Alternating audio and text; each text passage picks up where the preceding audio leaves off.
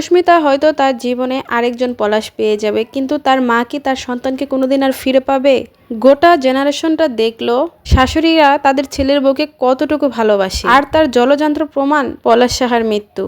So hello everyone, আসসালামু আলাইকুম। আশা করি সবাই ভালো আছেন। আলহামদুলিল্লাহ, আপনাদের দোয়ায় এবং আল্লাহর রহমতে আমিও অনেকটা ভালো আছি। এইগুলো হচ্ছে আমাদের নিজেদের বাড়ির কাকরোল। এই গাছটা আসলে অনেক আগে বোনা হয়েছিল, 2-3 বছর আগে। তারপর থেকে আর বোনার কোনো প্রয়োজন হয় নাই, কারণ প্রতি বছর গাছটা মারা গেলেও আবার একাই যখন সিজন আসে, মানে কাকরোলের সিজন থাকে, তখন এই গাছটা কিন্তু একা একাই হয়ে যায়। আর আলহামদুলিল্লাহ প্রতি বছর আমরা অনেক কাকরোল খাই। এই গাছটা যে একবার বোনা হয়েছে আর বোনার কোনো প্রয়োজন নাই, কারণ মাটির নিচে যে শিকড়টা থাকে তার দ্বারাই প্রতি বছর একলা একলা হয়। তো রান্না বান্না করব আর আপনাদের সাথে গল্প করব। আর একটা কথা বলে নিই, যদি কেউ লাইক দিয়ে ভিডিওটি দেখা না শুরু করেন, অবশ্যই একটি লাইক দিয়ে দিবেন। আর আমার ভিডিওর কোনো অংশ, কোনো মুহূর্ত যদি আপনাদের কাছে একটু হলেও ভালো লেগে থাকে, অবশ্যই সাবস্ক্রাইব করে আমার পাশেই থাকবেন। পলাশ সাহার নির্মম মৃত্যুই কিন্তু প্রমাণ দিয়ে গেল একজন শাশুড়ি তার ছেলের বউকে কতখানি ভালোবাসতে পারে। একজন ছেলের বউ যদি তার শাশুড়িকে মায়ের মতো, আর একজন শাশুড়ি যদি তার ছেলের বউকে মেয়ের মতো দেখতো, তাহলে কিন্তু কখনোই এই দ্বন্দ্বগুলো থাকতো না। কেন আমরা মেয়েরা ভাবতে পারি না শাশুড়ি মায়ের মতো? একটা পরিবার থেকে আমরা আরেকটা পরিবারে আসি, নতুন করে একটা বাবা মা পাই, কিন্তু তাদের সাথে বাবা মার মতো আচরণ করতে পারি না। আর একজন শাশুড়ি হয়ে আমরা ছেলের বউকে মেয়ের মতো দেখতে পারি না। কেন মেয়ে হয়ে মেয়েকে আমরা সহ্য করতে পারি না, দেখতে পারি না? একটা মেয়ে হয়ে আরেকটা মেয়ের সংসার কিভাবে নষ্ট করে দেই আমরা মেয়েরা? কেন এত খারাপ? দেখেন আজকের ঘটনাটা, যদি তার শাশুড়ি তাদের সাথে এরকম ব্যবহার না করত, যদি একটু ভালোবেসে মাত্র পরিবারের 3 জন মানুষ সবাই মিলেমিশে থাকতো, তাহলে কিন্তু কোনো ঝামেলারই সৃষ্টি হয় না। কিন্তু যতটুকু দেখছি শুনছি ভিডিওতে, তা থেকেই কিন্তু আমি আজকে কথাগুলো বলছি। তো শাশুড়ি দিচ্ছে ছেলের বউর দোষ, আর ছেলের বউ দিচ্ছে শাশুড়ির দোষ। আর এর মাঝখানে পড়ে গেছে পলাশ সাহা। সে নিজেই এত কিছু সহ্য করতে না পেরে অবশেষে মারাই গেল। না বোঝাতে পারলো শাশুড়িকে, না বোঝাতে পারলো নিজের স্ত্রীকে। কি একটা পরিস্থিতি যে ছিল, সেটা একমাত্র সেই বলতে পারবে যে তাকে মৃত্যু পর্যন্ত নিয়ে গেছে। একটা মানুষ কতখানি, মানে মনের অবস্থা কতখানি খারাপ হলে তার মস্তিষ্কে এই কাজটা করে যে আমি মারা যাব, দুনিয়াতে আর থাকবো না, আমি আর বেঁচে থাকতে পারতেছি না। তো এই কাজটা করার আগে তার ভেতরে যে কি চলে একমাত্র সেই মানুষটাই জানে। আর এতই পরিস্থিতি খারাপ হয়ে গেল যে তাকে মৃত্যু পর্যন্ত চলে যেতে হলো। কিন্তু এই মৃত্যুতে কার বেশি ক্ষতি হলো বলেন তো? সুস্মিতার হয়তো আবার বিয়ে হয়ে যাবে, কারণ তার বয়স অনেক কম, এতটা বেশি বয়সও হয়ে যায়নি সে এভাবে জীবন পার করে দিবে। তো তাকে হয়তো তার বাবার বাড়ির পরিবার থেকে আবার বিয়ে দিয়ে দেওয়া হবে। কিন্তু তার মা যে মারা গেছে, পলাশের মা কি আর এই সন্তান কোনোদিন ফেরত পাবে? কোনো দিনও ফেরত পাবে না। তো কেন আপনারা বুঝেন না যে একটা ছেলে আর ছেলের বউ যদি সুখে শান্তিতে থাকে সেটা তো ভালো। আমার ছেলে আমার ছেলের বউ যদি শান্তিতে থাকে, ভালো থাকে, ওরা ভালো থাকলেই তো আমি ভালো থাকবো। এটা কেন আপনারা মায়েরা বোঝেন না? কিছু কিছু মা এখনও আছে, বেশিরভাগ গ্রাম অঞ্চলে এগুলো দেখা যায়, যে সন্তানের বিয়ে হয়েছে, কেন বউকে এটা দিবে, ওইটা দিবে, সেইটা দিবে, মানে ওইখানে নিয়ে যাবে। কেন রে ভাই?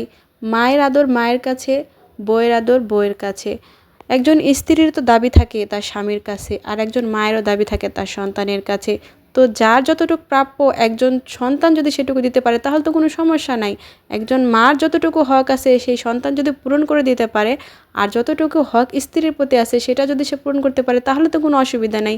কিন্তু একজন মা হয়ে তার স্ত্রীর প্রতি কোনো দায়িত্ব কর্তব্য পালন করতে দেবে না, এটা তো হতে পারে না। কারণ সেই মেয়েটাও তো বিয়ে করে স্বামীর বাড়িতে আসছে তার হাত ধরে, একজন অচেনা মানুষ, একজন অজানা মানুষ। আর সেই মানুষটার কারণেই কিন্তু আমরা শ্বশুরবাড়িতে আসি, আর সারাটা দিন শ্বশুর শাশুড়ি ননদ ভাসুর সবার সাথে থাকি, তাদের সকল কাজ করি, ওই একটা মানুষের উপর ডিপেন্ড করি।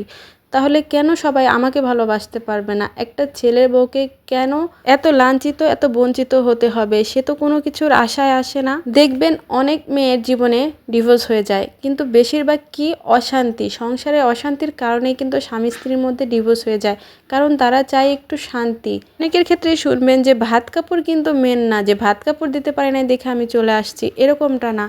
অনেক সময় পরিস্থিতির চাপে পড়ে শ্বশুর শাশুড়ি কিংবা স্বামীর যে কোনো মানুষের অবহেলার কারণেই একটি মেয়ে তার সংসার ছেড়ে দেয়। একটা মেয়ে সহজেই কিন্তু চায় না তার স্বামীর ঘরটা ছেড়ে আসতে। অনেক যন্ত্রণা অবহেলার পরে একজন মেয়ে তার স্বামীর ঘরটা ছেড়ে আসতে বাধ্য হয়, কারণ শ্বশুরবাড়ির মানুষ তাকে বাধ্য করে। হয়তো জামাই খারাপ, না হলে শ্বশুর শাশুড়ি খারাপ, না হলে দেবর ভাসুর খারাপ, যে কোনো একটা কারণে, তবে ভাতের অভাবে নয়। আর বউদের কথাও বলছি, অনেক বউরা আছে, ছেলের বউরা শ্বশুর শাশুড়িকে দেখতে পারে না, ভাত দিতে পারে না, তার শ্বশুর বাড়ির কোনো কাউকেই ভালো লাগে না, কাউকে দেখতে পারে না, কিন্তু বাবার বাড়ির প্রতি বেশি টান, বাবার বাড়ির কথা মতো চলে। এটাও আসলে ঠিক না, কারণ যেহেতু সে সন্তান পালছে, বড় করছে, সন্তানের প্রতি প্রত্যেকটা বাবা মারই একটা কর্তব্য থাকে। তো তাদের যতটুকু পাওয়া আসলে তাদের দেওয়া উচিত। তো শাশুড়ি বলেন, বউ বলেন, এখনও হাজার হাজার পরিবারে শাশুড়ি দেখতে পারে না বউকে, বউ দেখতে পারে না শাশুড়িকে। অহরহ এরকম হচ্ছে। কিন্তু কেন হচ্ছে, আমরা কেন মেনে নিতে পারছি না? আমরা যদি একটু স্যাক্রিফাইস করি তাহলেই কিন্তু সব ঠিক থাকে, আমাদের পরিবারটাও সুখের হয়, কিন্তু আমরা পারি না। আমরা মহিলারাই মহিলাদের শত্রু হয়ে যাই। যেসব মায়েরা সহ্য করতে পারবেন না আপনার ছেলে আপনার ছেলের বউকে ভালোবাসবে, তাকে ভালোবেসে একটা জায়গায় বেড়াতে নিয়ে যাবে, কোনো কিছু গিফট করবে, তাহলে আপনার ছেলেদেরকে বিয়ে করানোর কোনো দরকার নাই, কোনো মানে নাই। কারণ আপনারা সহ্যই করতে পারবেন না আপনার ছেলে তার স্ত্রীকে ভালোবাসবে, কিছু দিবে, তাহলে তাকে বিয়ে করানোর কি দরকার? কোনো দরকার নাই। আজকে দেখেন, একজন শাশুড়ির কারণে সন্তান হারানো গেল, এমন পর্যায়ে গেল যে সে মারাই গেল।